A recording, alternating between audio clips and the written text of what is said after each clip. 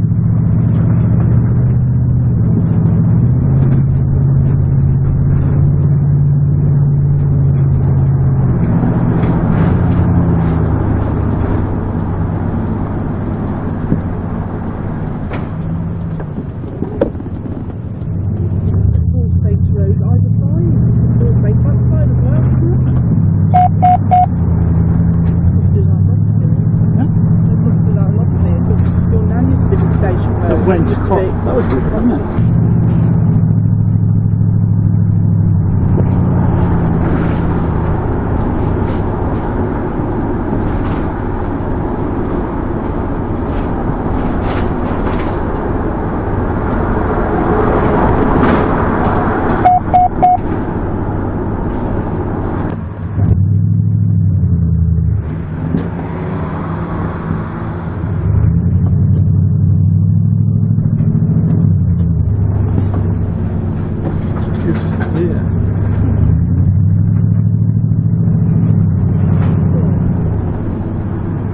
Guys.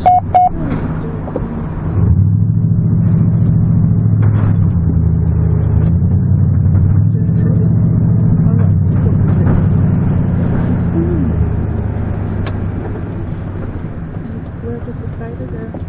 It's going to go on here, I think, eh? It's going to go on here. Is that where you got it from this morning? It was down that gate there.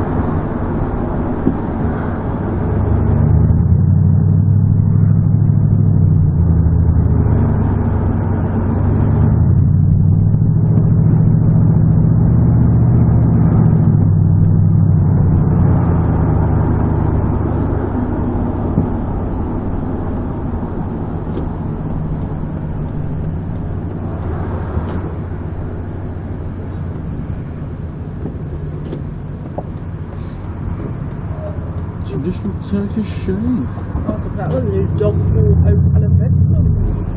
Right in front of you, Rob. Wow. Nice old building. It's an old building then. It's closed, isn't it? Closed, yeah.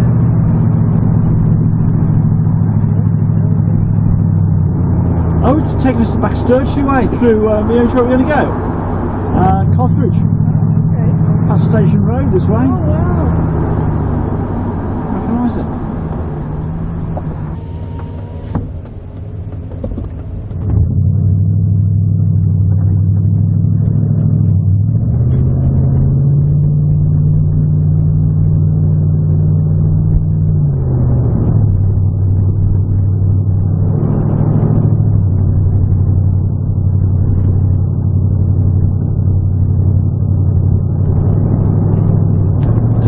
Is now 2,488. Scottish pubs and cafes with outdoor spaces have been welcoming back customers for the first time since lockdown. The National Trust for Scotland has also reopened its gardens. Its new chief executive, Phil Long, said the package for the arts industry won't be enough to save every job.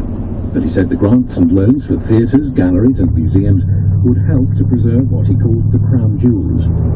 Labour said for some the extra funding was already too late. But the artistic director of the Young Vic Theatre in London, Armand, said on hearing the news his team had slept for the first time since March. Our correspondent John Kay has been speaking to the owner of a live music venue. Staring into the abyss.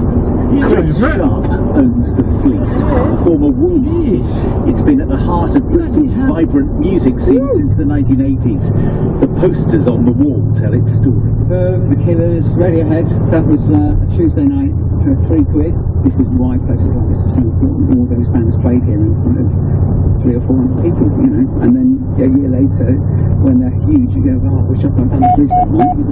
But COVID means all gigs are cancelled and 29 staff are furloughed. So Chris welcomes news of the government's support package.